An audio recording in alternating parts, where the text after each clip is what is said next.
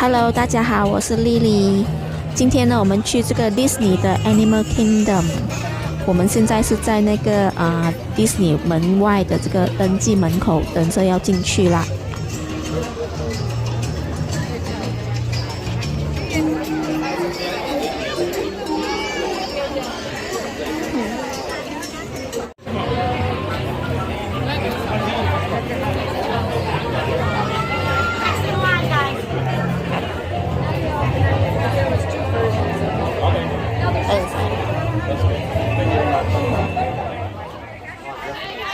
好啦，我们登记完了，现在已经进来了这个 Animal Kingdom 了啦。给你们看一下这个 Animal Kingdom 的四周围是怎样的哈。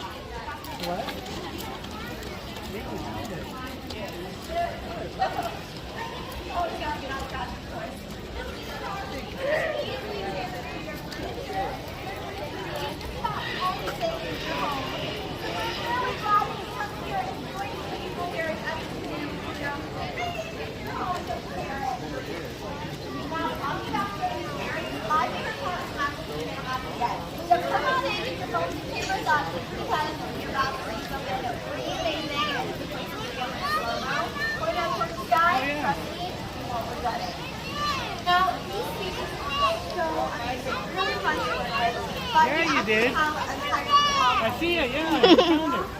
You found what she found? The tree. The tree?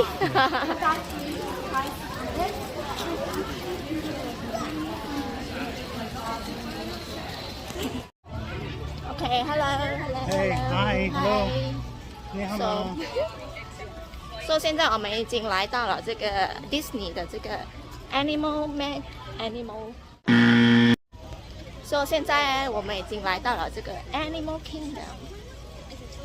今天很多人。我们好像在森林里面走这样，很多树，也有很多鸟在叫。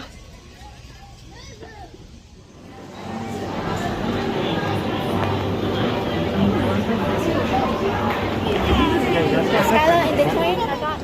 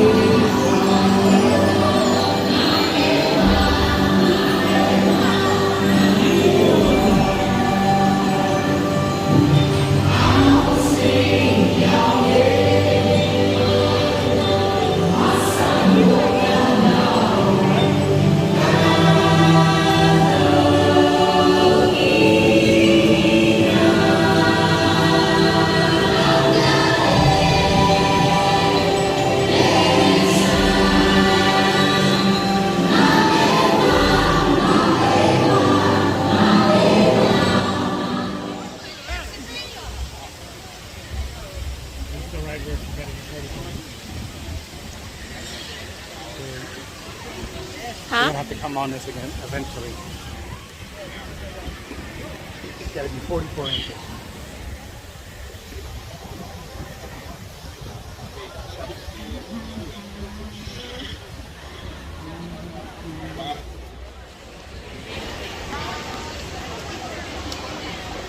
Now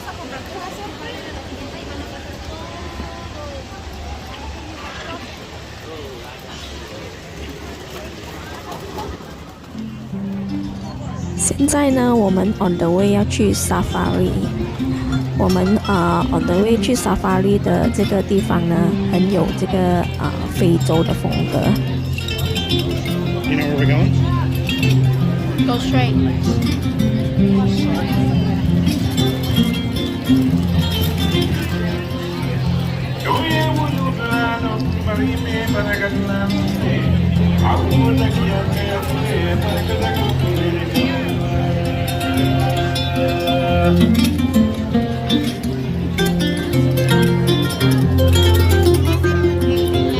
Yo me vuelo de la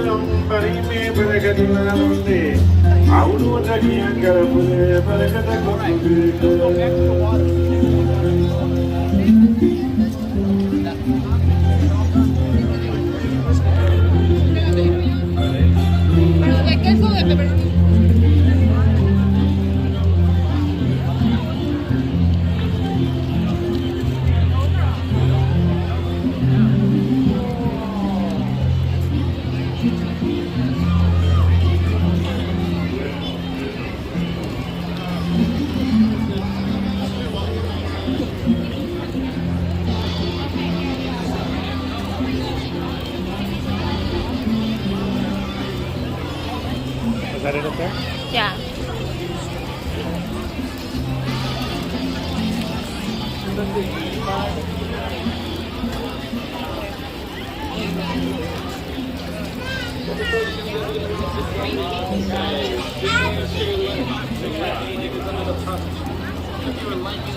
Stroller, you're gonna just pass it off. Oh, it's really just your guys' vacation. I got here with. We'll be in line.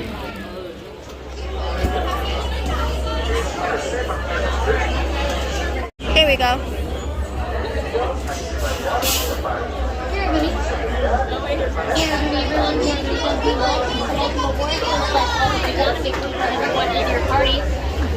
If you're riding something, you will be on the next truck.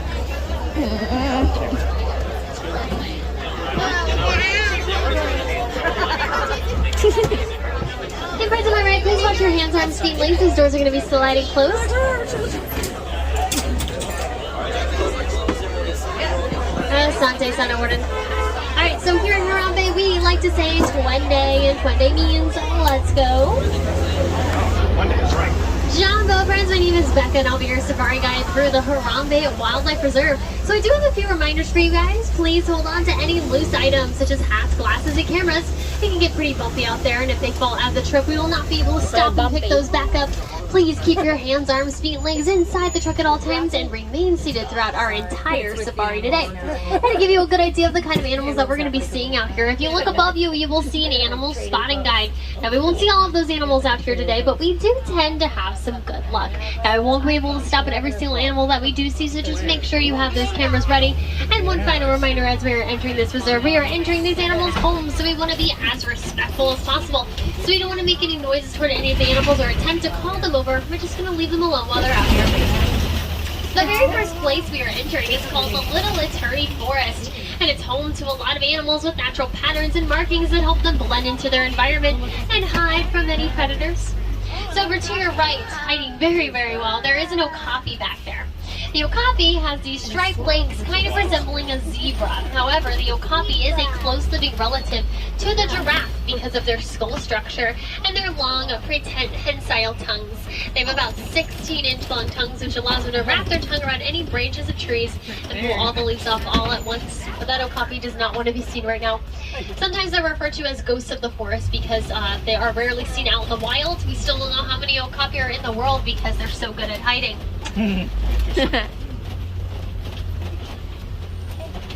So to your left, there's a black rhinoceros. Black rhinos, they weigh about 3,000 pounds, making them one of the smallest of the rhino species.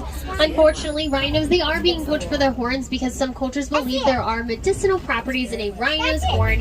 However, their horns are just made of keratin, which is the same material that our fingernails are made of. So there's really no special value to those horns whatsoever. In fact, there are less than 5,000 black rhinos left in the world because of all of the unnecessary poaching happening to them. Now to your right up at the very top, these are the bongos. Now funny enough, the bongos are also given the nickname the ghosts of the forest because they're really good at blending in as well. Now both the males and females bongos have these horns that are going to lean back, which will help them get through any thick and tangled underbrush that may get in their way. So it makes moving around here a lot easier for them. Over to our left, you'll see this black and white bird. This is a saddle-billed stork. They have a pretty large wingspan of about 9 feet and also made for life. You can normally tell if a saddle-billed stork is a male or female by looking at their eye color. So males are going to have brown eyes and the females will have yellow eyes. And then our next stop is going to be the Safi River. This is where we want to look closely at the water to see if we can find any animals that might be on the surface of that water or even out on the banks.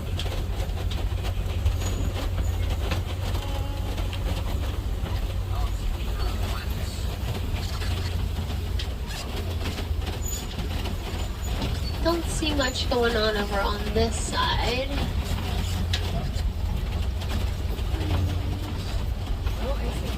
And let's look to our left. Okay, so there's a couple hippos back there. Those are Nile hippos. Hippos submerge themselves in the water to keep themselves nice and cool. It prevents the hippos from overheating. While they are under that water, they can stay under there for about 8 minutes till they need to come back up for some air. And they don't actually swim while they're in the water. Hippos actually glide or walk along the bottom of the river. They don't really swim. In the very middle are also the pink-backed pelicans. They're group nesters. So as you can see, they're starting to build a nest a little bit. It's actually moved since I last saw it, but they're working as a team to make sure that nest is nice and comfy for all those pelicans. And the reason that they're called the pink-backed pelican is because during their mating season, their skin will turn a light pinkish color, almost like they're blushing. Oh. So we are going to be going over this bridge, so I do want to remind everyone to remain seated as we do go over, but really quick, you can see there's a little group of hippos. So there's a little baby, that is baby Greta. She's about 3 months old now. Usually with hippos, when they're first born, they're 50 to 100 pounds, so they're already pretty large at birth, and they can grow to be about 5,500 pounds. But it looks like it's nap time for those hippos. But that is a small group of hippos, also referred to as a bloat of hippos.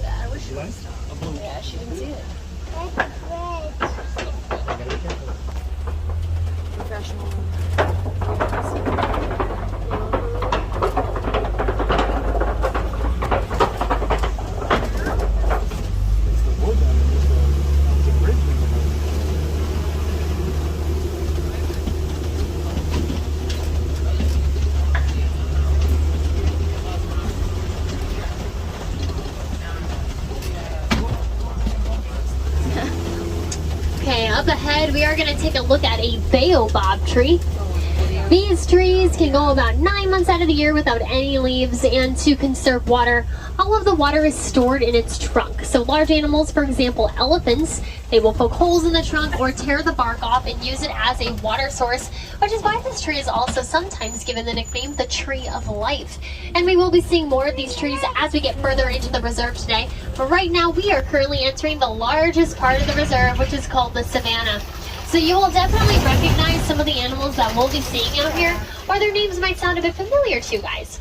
This is also where we're going to be spending most of our time while we're out here on this safari today. So the savannah is very much influenced by the animals that live out here.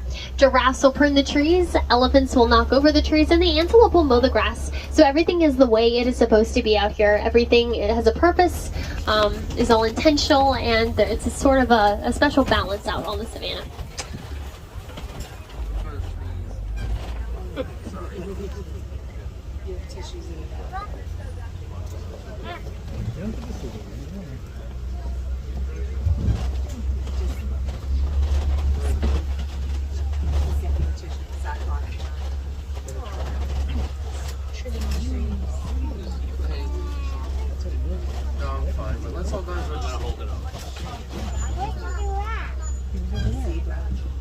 We'll see him again. Oh, that's a bro. Yes, that's it.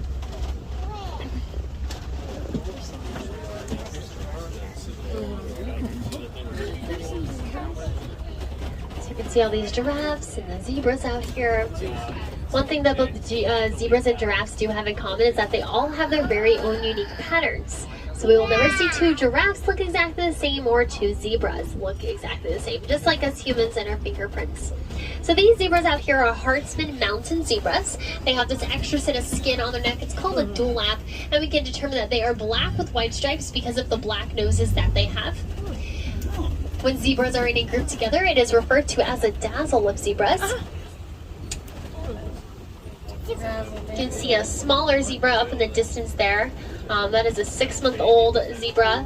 His name is Dash. So with zebras, they look very interesting when they're first born because their legs are about the same size as an adult zebra when they're first born. So they have a small body and these incredibly long legs. That allows them to keep up with the rest of the family or dazzles. They migrate all throughout the savannah. But it looks like he is slowly growing into those legs. He's grown up so quickly. But he was born right out here on the reserve. So he took his first steps out here as safari trucks went by.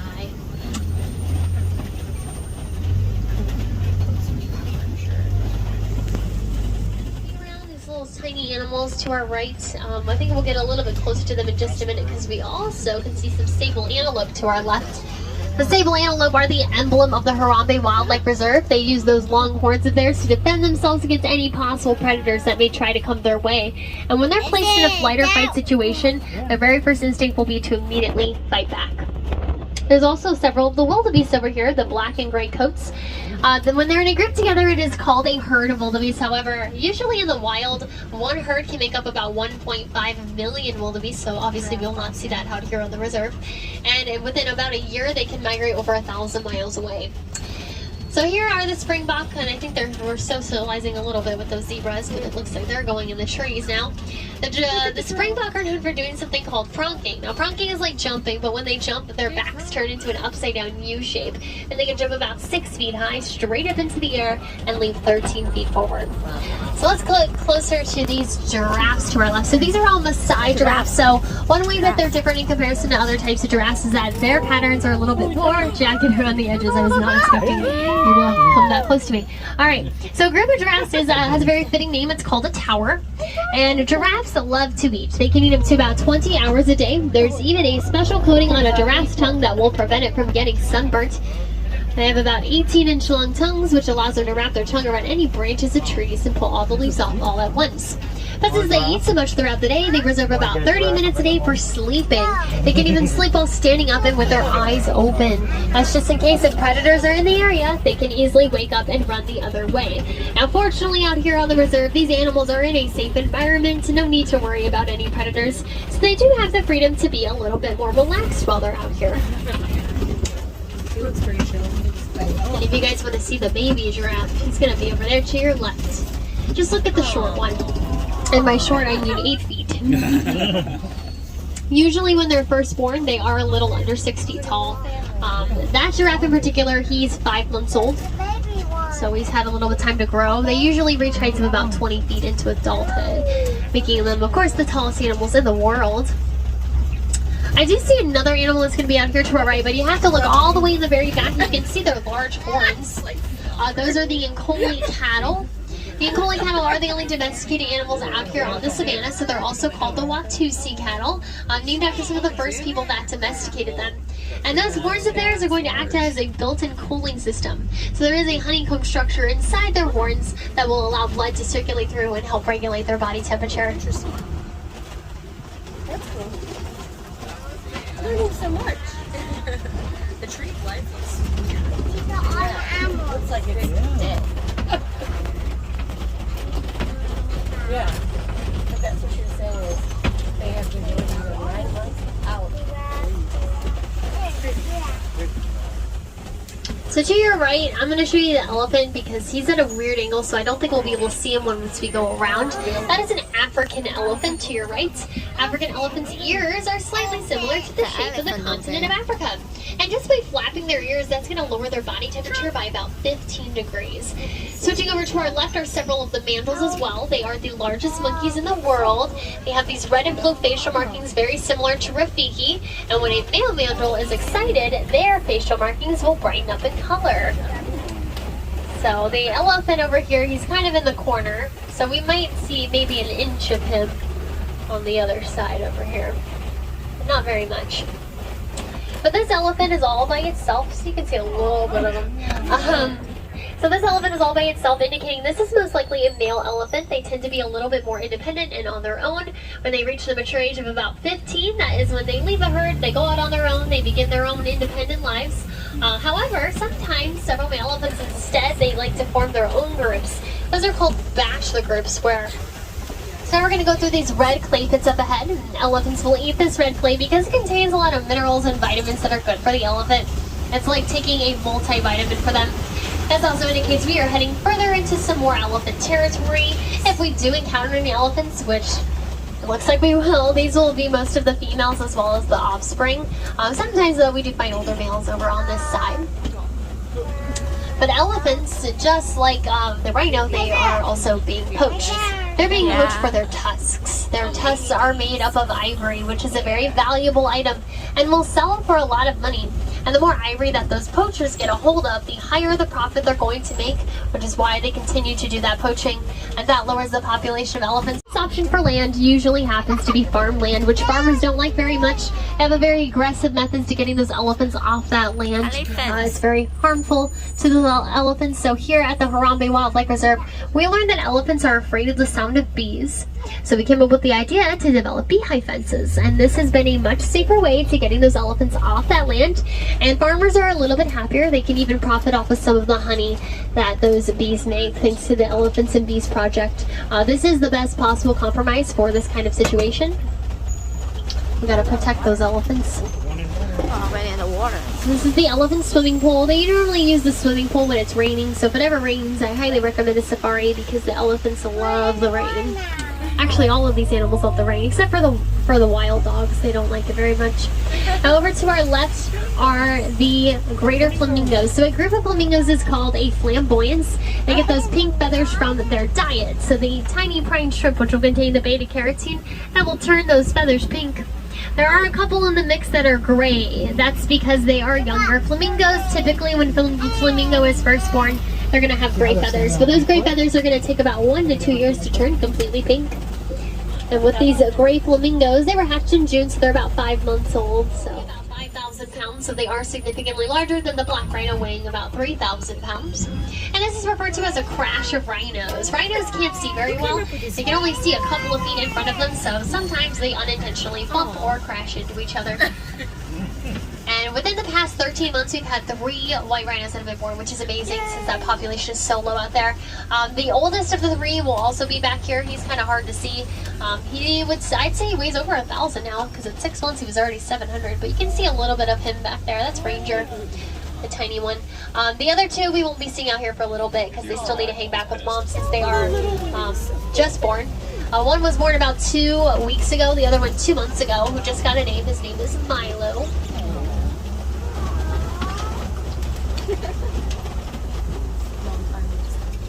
Alright, there's some cheetahs in this back corner. Toward the bottom there, they're kind of laying next to each other. They're a little difficult to see. Try to spot them in their spots. So these up here, these are called the Kobe rocks. In this section, this is going to be kind of our last section where we'll have the chance to see some other animals.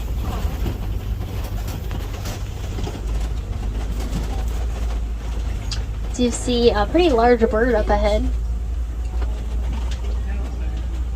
So out here to our right, there's going to be all of the ostriches. Now, all these ostriches have gray feathers. That means they're all female ostriches. That's the only, we only have female ostriches out here. And even though ostriches are the largest birds in the world, an ostrich can't fly. Instead, they use their wings to change directions when they run. And an ostrich can run up to about 40 miles per hour. They are very fast birds. If we go around, we'll probably see them again one more time. We'll also find a pile of ostrich eggs. These ostriches do regularly lay eggs, but like I said, they're only females out here. To your left, you can see the back of a male lion. That lion is taking a nap. Pretty normal lion behavior. Lions rest from 16 to 20 hours a day to save up their energy for hunting toward the nighttime. They prefer to hunt at night because a lion's night vision is 6 times greater than have a very low hunting success rate of 20% because they their prey are a lot faster than them, so it will take multiple tries. To your left, there's the warthog. They're part of the domestic pig family. You can kind of see some similarities there. They're also burrowing animals, so you can see these holes that they made using their snout and tusks. Once they're done digging those holes, they're going to back up into them so that their tusks are sticking out to warn other animals and let them know to stay away. So these ostriches are slowly making a little bit of an exit. They're just hiding behind the logs now. There's their eggs. Those eggs typically take about 40 days to hatch, and they're also really durable eggs too. A 200-pound person could stand on top of those eggs and they will not break.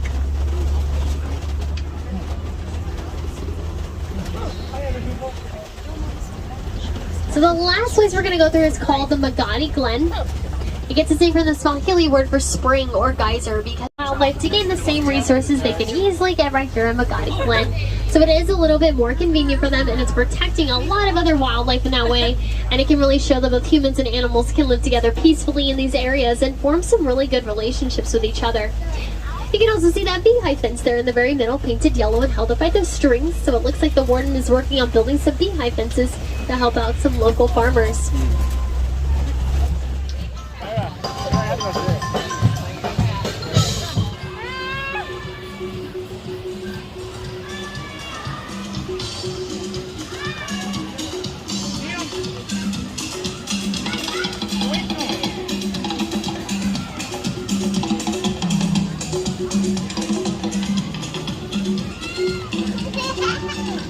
adventure and explore.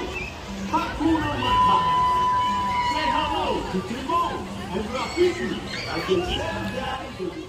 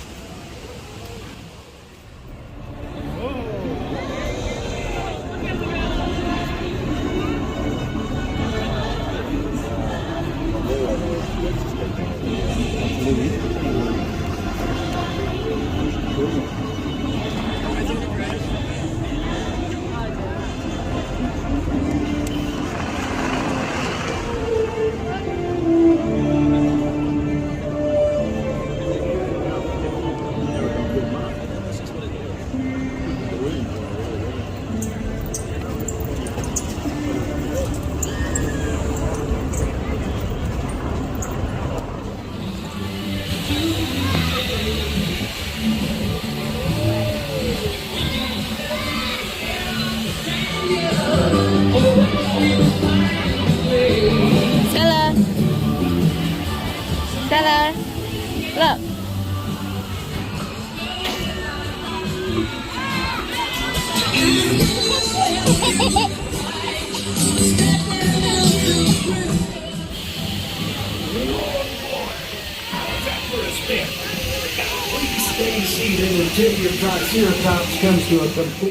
好啦，我的这个视频分享呢就到此为止。